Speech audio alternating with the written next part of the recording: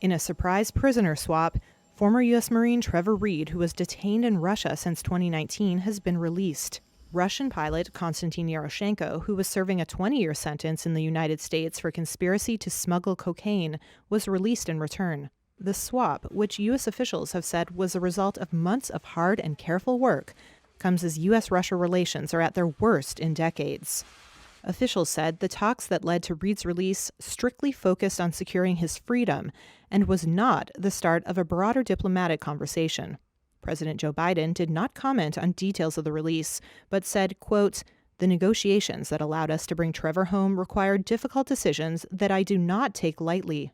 Reed was convicted in Russia in 2019 of endangering the lives of 2 police officers while drunk on a visit to Moscow. The U.S. has called his trial a theater of the absurd.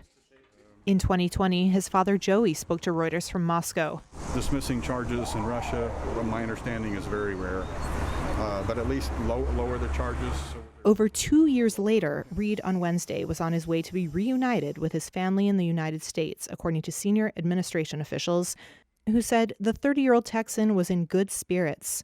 Reed's parents thanked President Biden for the release of their son, adding he may have saved their son's life.